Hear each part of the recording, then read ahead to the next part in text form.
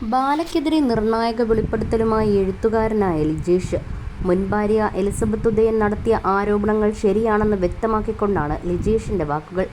ബാലയെ നായകനാക്കി ഒരു സിനിമ ചെയ്യാൻ വേണ്ടിയാണ് നടനുമായി അടുക്കുന്നതെന്നും എന്നാൽ ബാല തനി തട്ടിപ്പുവീരനാണെന്നുമാണ് ലിജേഷ് പറയുന്നത്. എലിസബത്ത് ഒരു വട്ട് കേസാണ് എന്നാണ് ഇയാൾ പറഞ്ഞിരുന്നത്. ബാലയുടെ കയ്യിൽ 2 തോക്കുകളുണ്ട്. ബിഗ് ബോസ് താരമായ ഒരു സ്ത്രീയും യൂട്യൂബ് ആങ്കർമാരും തോക്ക് കയ്യിലെടുത്ത് നോക്കിയിട്ടുണ്ട്.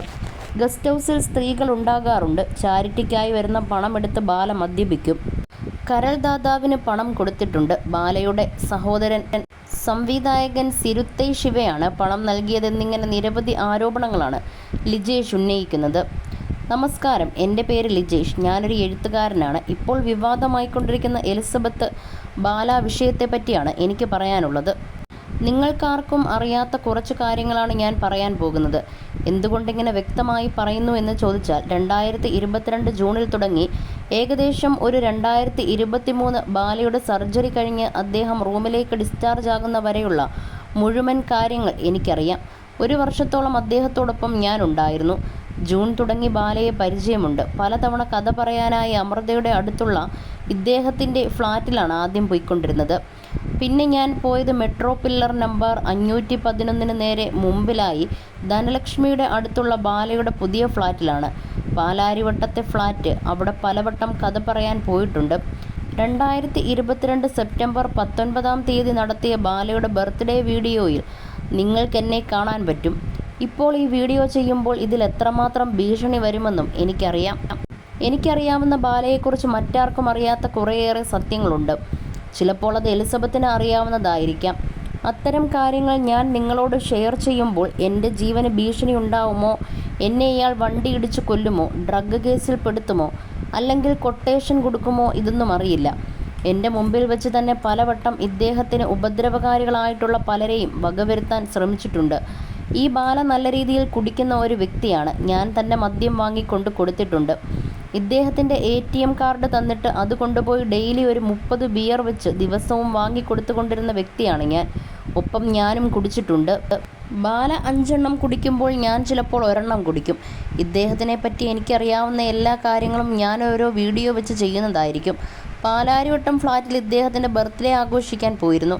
അതിനുശേഷവും ഇദ്ദേഹവുമായി അല്പം കൂടി മാനസികമായി അടുത്തു. സിനിമകളിലൂടെ അദ്ദേഹത്തെ ഒരുപാട് ആരാധിച്ചിരുന്ന വ്യക്തിയാണ് ഞാൻ.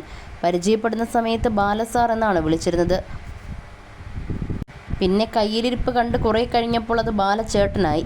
ഒരു സിനിമ ചെയ്യാൻ ഒരുപാട് സംവിധായകരുടെയും നടന്മാരുടെയും അടുത്ത് പോയി. ഒന്നും നടന്നില്ല. അങ്ങനെയാണ് ഒടുവിൽ ബാലയിലേക്ക് എത്തുന്നത്. ഷെഫീഖിൻ്റെ സന്തോഷം എന്ന സിനിമയുടെ ക്യാമറാമാൻ വഴിയാണ് ബാലയെ പരിചയപ്പെടുന്നത്.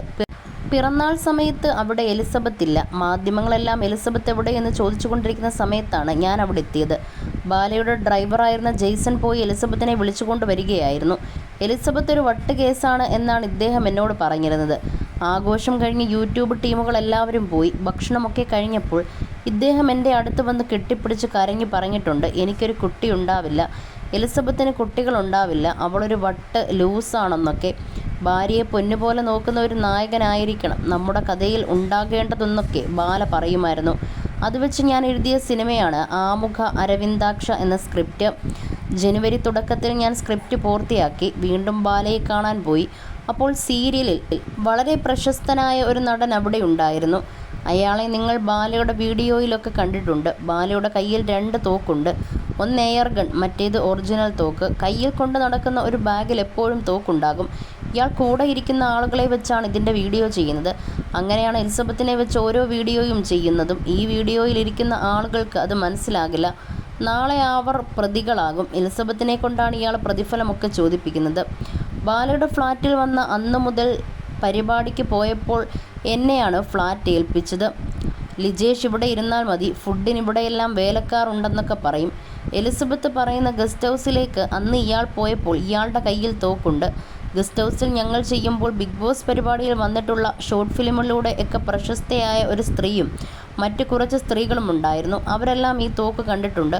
കുറേ സിനിമാ താരങ്ങൾ ബാലയുടെ ഈ തോക്ക് കണ്ടിട്ടുണ്ട്. ഒരു പ്രമുഖ ചാനൽ ഇൻ്റർവ്യൂ എടുക്കുന്ന ആ ആങ്കർ പ്രശസ്തനാണ്. കാരണം ഒരു നടനുമായി വലിയൊരു പ്രശ്നം ഇയാൾ ഉണ്ടാക്കിയിട്ടുണ്ട്. ആ ആങ്കർ ബാലയുടെ തോക്ക് വെച്ച് ബിയർ ബോട്ടിലിലേക്ക് ഷൂട്ട് ചെയ്തിട്ടുണ്ട്.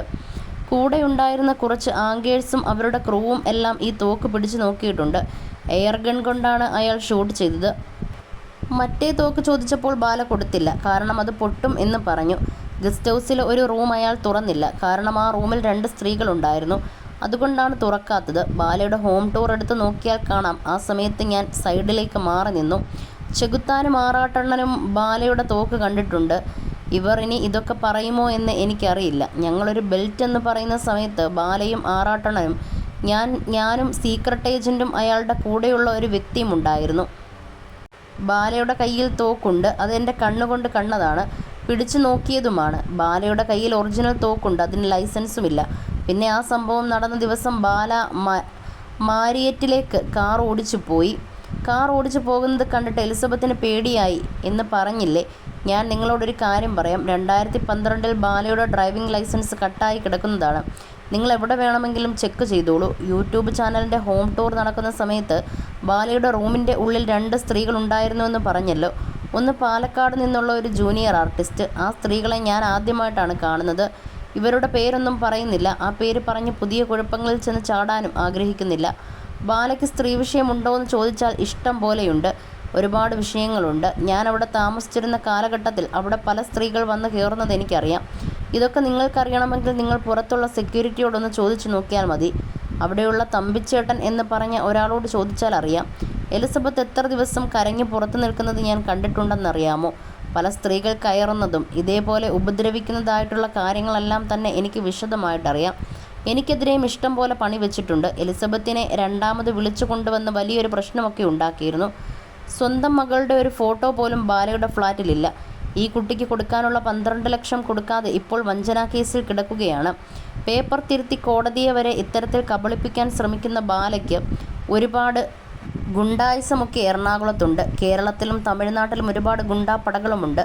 ഫേസ്ബുക്കിലും മറ്റും കണ്ടിട്ടുള്ള ബാലയുടെ ചാരിറ്റിയെപ്പറ്റി പറയാം. മേരി ചേച്ചിയെ, അതായത് മോളി കണ്ണമാലിയെ ബാല സഹായിക്കുമ്പോൾ അയാൾ ആശുപത്രിയിൽ കിടക്കുകയാണ്. ഈ മേരി ചേച്ചിയുടെ മോൻ ഞാനുമായാണ് ബന്ധപ്പെടുന്നത്. മേരി ചേച്ചിയുടെ ഒരു കാര്യത്തിന് വേണ്ടി ഞാനാണ് പണം കൊടുത്തത്. മേരി ചേച്ചിയുടെ മകൻ 5000 രൂപ വാങ്ങിയിട്ട് പോയതിന് തൊട്ട് പിന്നാലെ ബാല എന്നോട് പറഞ്ഞത്, എടാ അവൻ എന്നെ പറ്റിക്കാനാണോ? ഇത്രയും കാശൊക്കെ ആകുമോ മെഡിസിന്? നീ ഒരു കാര്യം ചെയ്യ്, അവൻ തന്ന ലിസ്റ്റ് കൊണ്ട് പാലാരിവട്ടത്ത് സേവനയിൽ പോയി ഒന്ന് ചോദിച്ചു നോക്ക് എത്ര പൈസയാകുമെന്ന്. അതിനുശേഷം ആശുപത്രിയിൽ കിടക്കുമ്പോഴും ഈ മേരി ചേച്ചിയുടെ മോൻ എന്നെ പലവട്ടം വിളിച്ചിട്ടുണ്ട്. സത്യം പറഞ്ഞാൽ ബാലയുടെ പരിപാടി ഇതാണ്. നിങ്ങൾ വീഡിയോയുടെ മുമ്പിൽ നിൽക്കാൻ തയ്യാറാണെങ്കിൽ നിങ്ങൾക്കൊരു 10,000 രൂപ തരും. അദ്ദേഹം ചാരിറ്റിയാണല്ലോ ചെയ്യുന്നത്. വളരെ ഉപകാരമാണ്. ഇന്നത്തെ കാലത്ത് ആരും 10 പൈസ സഹായിക്കാൻ തയ്യാറാവില്ല. ബാല ചെയ്യുന്ന കാര്യം നല്ലതാണ്. അദ്ദേഹം നല്ലൊരു മനുഷ്യനാണല്ലോ എന്ന് അന്ന് എനിക്ക് തോന്നിപ്പോയിട്ടുണ്ട്. പിന്നെയാണ് ഈ ട്രിക്ക് മനസ്സിലായത്. പരിപാടി എന്ന് പറഞ്ഞാൽ ചാരിറ്റി ഒന്നുമല്ല. ഇത് എലിസബത്ത് പല വീഡിയോയിലും പറഞ്ഞിട്ടുണ്ട്. ഒരു US ട്രിപ്പിനെ പറ്റി. പല സ്ഥലത്തു നിന്ന് ചാരിറ്റി എന്ന് പറഞ്ഞു വരുന്ന എമൗണ്ടിൽ നിന്നാണ് കാർഡ് തന്ന് ഞാൻ പണം പിൻവലിക്കാറുള്ളത്. ആ പണം കൊണ്ടാണ് ഇവിടെ മദ്യം വാങ്ങി കുടിക്കാറുള്ളത്. അപ്പോൾ ഞാൻ ആലോചിച്ചു, ദൈവമേ, ഈ ചാരിറ്റി കാശിൽ നിന്നാണോ നമ്മൾ കുടിക്കുന്നത്? അല്ലെങ്കിൽ ഇദ്ദേഹത്തിൻ്റെ ഉപജീവനം നടക്കുന്നത്? ഇനി പ്രതിഫലവുമായി ബന്ധപ്പെട്ട പ്രശ്നം. മലയാളത്തിൽ ഒരു ദിവസം 1 ലക്ഷം രൂപ പ്രതിഫലവും തമിഴിൽ 2 കോടിയുമാണ് എന്നാണ് ഇയാൾ പറയുന്നത്. മലയാളത്തിൽ തന്നെ ഇയാളുടെ സിനിമ ആരും കാണുന്നില്ല. ഉണ്ണി മുകുന്ദൻ്റെ സിനിമയിൽ ഇയാൾക്ക് കിട്ടിയത് 2 ലക്ഷമാണ്. ഇയാൾ അത് പാടെ നിഷേധിച്ചു. കിട്ടിയില്ല എന്നാണ് പറഞ്ഞത്. ഇദ്ദേഹത്തിന് കള്ളത്തരം പിടിക്കപ്പെടും എന്ന് ഉറപ്പായിക്കഴിഞ്ഞാൽ ഇദ്ദേഹം അപ്പോൾ തന്നെ ഒരു പാട്ട് പാടും. ഇയാളുടെ എല്ലാ ഇൻ്റർവ്യൂ ശ്രദ്ധിച്ചാലും അതുണ്ട്. ഇയാൾ പറഞ്ഞു തുടങ്ങുന്നത് ഒരു കാര്യമായിരിക്കും, പറഞ്ഞു തീരുന്നത് ചാരിറ്റിയെപ്പറ്റിയും. സിനിമാ വ്യവസായത്തിനെപ്പറ്റി പറയുമ്പോൾ ഇയാൾ കുഞ്ഞുണ്ടാവുന്നതിനെപ്പറ്റിയാണ് ചോദിക്കുന്നത്. വ്യക്തതയോ കാര്യങ്ങളോ ഒന്നും ഉണ്ടാവില്ല. ഇയാൾക്കെതിരെ ഒരു ചോദ്യചിഹ്നം വരുമ്പോൾ ഇയാൾ ഇതിനെ മറ്റ് രീതിക്ക് തിരിച്ചു വിടുന്നതാണ് ഞാൻ കണ്ടിട്ടുള്ളത്. ആശുപത്രിയിലെ കരൾ സർജറിയുമായി ബന്ധപ്പെട്ടും എനിക്കൊരുപാട് പറയാനുണ്ട്. ഇയാൾക്ക് കരൾ കൊടുത്ത ദാതാവ് കാശ് വാങ്ങിയിട്ടുണ്ടോ എന്ന് ചോദിച്ചാൽ വാങ്ങിയിട്ടുണ്ട്. പണം കൊടുത്താണ് അത് നടത്തിയിട്ടുള്ളത്. അതെനിക്ക് വ്യക്തമായി അറിയാം. അതുകൊണ്ടാണ് ഞാൻ പറയുന്നത് എൻ്റെ ജീവന് ഭീഷണിയുണ്ടെന്ന്. കരൾ മാറ്റത്തിനുള്ള ബാലയുടെ പേപ്പർ വർക്ക് ചെയ്തതും ഞാനാണ്. ബാല ആശുപത്രിയിൽ കിടക്കുന്ന സമയത്തൊന്നും കോകില എന്ന് പറയുന്ന ഒരാളെ ആ ഏരിയയിൽ പോലും കണ്ടിട്ടില്ല. ആദ്യത്തെ 10 ദിവസം ഞാൻ മാത്രമേ ബാലയുടെ സഹായത്തിനായി ഉണ്ടായിരുന്നുള്ളൂ. അതിനുശേഷമാണ് തമിഴ്നാട്ടിൽ നിന്നൊരു അസിസ്റ്റൻ്റ് പോലത്തെ 16 വയസ്സോ 17 വയസ്സോ ഉള്ള ഒരു പയ്യനെ കൊണ്ടുവന്നത്. അവനെ പിക്ക് ചെയ്യാൻ പോയത് ഞാൻ തന്നെയാണ്. അന്ന് ആരോഗ്യം വളരെ മോശമായ അവസ്ഥയാണ്. അപ്പോഴാണ് ഇദ്ദേഹം പറയുന്നത് കൊല്ലത്ത് ഒരു ഉദ്ഘാടനമുണ്ടെന്ന്. ഡോക്ടർമാർ പക്ഷേ പോകരുതെന്ന് പറഞ്ഞു. ഈ പരിപാടിയുടെ പ്രതിഫലം മുഴുവൻ വാങ്ങിയതാണ്. അവിടെ പോയി വന്ന് തിങ്കളാഴ്ച അഡ്മിറ്റാകാം എന്ന് ബാല പറഞ്ഞു. അതിനുശേഷം ഞങ്ങൾ അവിടെ പോയി ആ പ്രോഗ്രാം കഴിഞ്ഞ് തിരിച്ചു വന്നു. ഇദ്ദേഹത്തിന് കൊടുക്കേണ്ട മെഡിസിനും കാര്യങ്ങളും എല്ലാം എടുത്തു കൊടുത്തുകൊണ്ടിരുന്നത് ഞാനാണ്. ആദ്യത്തെ 2 ദിവസം അയാൾ ഡോക്ടർ പറഞ്ഞ കാര്യങ്ങളെല്ലാം അനുസരിച്ചു. 3-ാമത്തെ ദിവസം മദ്യപാനം തുടങ്ങി. മുന്തിയ മദ്യമാണ് കഴിക്കുന്നത്. അതിനുശേഷം ആ ഒരാഴ്ചയിൽ ബാല ഏകദേശം 3 ഫുൾ കുപ്പി തീർത്തു. അതിനെ തുടർന്നാണ് ബാല പിന്നെ വീണ്ടും അഡ്മിറ്റാകുന്നതും മാധ്യമങ്ങളെല്ലാം ഈ കാര്യം അറിയുന്നതും. മാധ്യമങ്ങൾ ഒക്കെ ഉള്ള സമയത്തും അവിടെ എലിസബത്തിനെ ഹോസ്പിറ്റലിൽ കയറ്റരുത് എന്നാണ് ഇയാൾ പറഞ്ഞത്. എലിസബത്തിൻ്റെ ബ്ലഡ് ഗ്രൂപ്പ് O പോസിറ്റീവാണ്, ബാലയുടേതും O പോസിറ്റീവ്. പക്ഷേ ബാലയ്ക്ക് വേണ്ടതൊരു വേലക്കാരിയായിരുന്നു. എടി നീ എന്നെ വന്ന് നോക്ക്, എൻ്റെ സ്വത്തും കാര്യങ്ങളും പാലാരിവട്ടം ഫ്ലാറ്റും നിൻ്റെ പേരിൽ എഴുതി വയ്ക്കാമെന്ന് ബാല പല സ്ത്രീകളോടും പറഞ്ഞിട്ടുണ്ട്. ഇയാൾക്ക് പല സ്ത്രീകളുമായി ബന്ധമുണ്ട്. പല ആളുകളോടും ഒരേ ഡയലോഗാണ് പറയുന്നത്. അത് അയാളുടെ പേഴ്സണൽ ലൈഫാണ്. അയാൾക്ക് മറ്റു വ്യക്തികളായിട്ട് ബന്ധമുണ്ടാകാം, കുടിക്കാം. ഇതൊക്കെ ഞാൻ അന്വേഷിക്കേണ്ട കാര്യമില്ല. അയാളുടെ ഫ്ലാറ്റിൽ പെണ്ണുങ്ങളെ കയറ്റുന്നതിന് എനിക്കെന്താ പറയാൻ പറ്റുക? അയാൾ പറഞ്ഞ പ്രകാരം ഞാൻ അവിടെ ഇരിക്കുന്നതാണ്. ബാലയ്ക്ക് വേണ്ടി അയാൾ പറഞ്ഞ പ്രകാരം ഒരു കഥയൊക്കെ എഴുതി വെച്ചിട്ടുണ്ടായിരുന്നു. ബാലയെ ഹൈപ്പ് ചെയ്ത് നന്മയുടെ നിറകുടമാക്കി സ്ത്രീകളുടെ സംരക്ഷകനായി സ്ത്രീകളെയെല്ലാം ചീത്തയായി ചിത്രീകരിച്ച് നായകനെ പാവമായി കാണിക്കുന്ന ഒരു കഥയാണ് എഴുതിയത്. ഒരു 10 സീൻ എഴുതി കൊടുത്തിട്ടുണ്ട്. ഈ 10 സീൻ എഴുതിയതിന് ഇയാളുടെ അമ്മയെ വിളിച്ച് പൂജാമുറിയുടെ മുന്നിൽ വെച്ച് എനിക്കൊരു 4000 രൂപ തന്നു. അതോടുകൂടി തന്നെ എനിക്ക് മനസ്സിലായി ഇതൊന്നും നടക്കുന്ന കാര്യമല്ലെന്ന്. ഡോണറിന് കൊടുക്കാനുള്ള പൈസ പോലും കൊടുക്കാൻ ബാലയുടെ കയ്യിലില്ല. ഇതെല്ലാം ചെയ്തത് സിരുത്തെ ശിവയാണ്, ബാലയുടെ ചേട്ടൻ. ആ സാറിനെ എനിക്ക് വളരെയധികം ഇഷ്ടമാണ്. അദ്ദേഹത്തിനെ എനിക്ക് നേരിട്ട് കാണാൻ സാധിച്ചിട്ടുണ്ട്, സംസാരിക്കാനും സാധിച്ചിട്ടുണ്ട്. അതൊക്കെ മാത്രമേ ഈ ബന്ധം കൊണ്ട് വലിയൊരു ഗുണമായി കാണുന്നുള്ളൂ. അന്ന് ആശുപത്രിയിൽ വെച്ച് പാവം എലിസബത്തിനെ കണ്ടപ്പോൾ ഞാൻ ശരിക്കും ചോദിച്ചു, നിങ്ങൾക്ക് വട്ടുണ്ടോ എന്ന്. അപ്പോൾ അവർ ചോദിച്ചു, അതെന്താ അങ്ങനെ ചോദിച്ചത്? ഞാൻ പറഞ്ഞു, നിങ്ങളെപ്പറ്റി എന്നോട് പറഞ്ഞിട്ടുള്ള കാര്യങ്ങൾ ഇതൊക്കെയാണെന്ന്. വട്ടുള്ള ഒരാളോ അല്ലെങ്കിൽ ഈ ബാല പറയുന്നത് പോലെ കാശിന് വേണ്ടിയിട്ടുള്ള ഒരാളോ ആണെങ്കിൽ ആ സ്ത്രീ ആ സമയത്ത് അവിടെ വന്ന് നിൽക്കേണ്ട കാര്യമുണ്ടോ? എലിസബത്തിനോട് ഞാൻ പറഞ്ഞിട്ടുണ്ട്, ഡോക്ടർ ഇവിടെ നിൽക്കണ്ട, ഇയാൾ ഫ്രോഡാണ്. നിങ്ങളുടെ ആവശ്യം കഴിയുമ്പോൾ അവസാനം നിങ്ങളെ വലിച്ചെറിയുമെന്ന്. അവയവദാനത്തിന് ഒരുപാട് നൂലാമാലകളുണ്ട്. ഈ ഡോക്ടർമാരോടൊപ്പം ഞാൻ, എലിസബത്ത്, പിന്നെ ബാലയുടെ സുഹൃത്തായ ഒരു സിനിമാ താരം, ബാലയുടെ ചേട്ടൻ ശിവ, ബാലയുടെ ചേച്ചി വീഡിയോ കോളിൽ വന്നു. അന്ന് ബാലയുടെ അവസ്ഥ ഗുരുതരമായിരുന്നു. അവസാനം ആ ഡോക്ടറോട് ചേച്ചി ചോദിച്ചത്, ഈ ഓപ്പറേഷൻ ചെയ്തു കഴിഞ്ഞാൽ രക്ഷപ്പെടുമെന്ന് ഉറപ്പുണ്ടോ? സാറിൻ്റെ അനിയനാണ് ഇങ്ങനെ ഒരു ഇഷ്യൂ വരുന്നതെങ്കിൽ സാർ എന്തു ചെയ്യും എന്നാണ്. ആ ഡോക്ടർ പറഞ്ഞു, ഞാൻ ഓപ്പറേറ്റ് ചെയ്യും. അപ്പോൾ തന്നെ ചേച്ചി പറഞ്ഞു, സർജറി ധൈര്യമായി ചെയ്തോളൂ എന്ന്. ഈ പണമൊക്കെ കൈമാറിയത് ചെന്നൈയിൽ വെച്ചാണ്. 25 ലക്ഷമാണ് ഡോണർക്ക് കൊടുത്തത്. പല രാഷ്ട്രീയക്കാരുടെയും സഹായത്തോടു കൂടിയാണ് പല പേപ്പർ വർക്കും ചെയ്തിട്ടുള്ളത്. കാരണം ഈ ഡോണറിനെ ഇവർക്ക് യാതൊരു പരിചയവുമില്ല. ഈ ഡോണർ വന്നിരുന്ന് ഇപ്പോൾ പറയുന്നത് പണമൊന്നും വാങ്ങിയിട്ടില്ല, ബാലസാർ എന്നെ സഹായിച്ചിട്ടുണ്ട് എന്നൊക്കെയാണ്. അത് പിന്നെ അങ്ങനെയല്ലേ പറയൂ. ഇതെനിക്ക് തെളിയിക്കാൻ പറ്റില്ല, പക്ഷേ ഇതൊക്കെ നടന്ന സംഭവങ്ങളാണ്. ഡോണറിൻ്റെ പേപ്പർ വർക്കുകൾ ചെയ്തത് ബാലയുടെ സുഹൃത്തായ സിനിമാ നടനാണ്. ഇതിൽ ശരിക്കും നല്ല രീതിയിലുള്ള എല്ലാത്തരം തട്ടിപ്പും നടന്നിട്ടുണ്ട്. ഇതെവിടെ വേണമെങ്കിലും തുറന്നു പറയാനും ഞാൻ തയ്യാറാണ്. ഇത് എലിസബത്തിന് അറിവുള്ളതാണ്, ഒട്ടുമിക്ക ആൾക്കാർക്കും അറിയാം. എനിക്കിനി ഒരുപാട് കാര്യങ്ങൾ പറയാനുണ്ട്.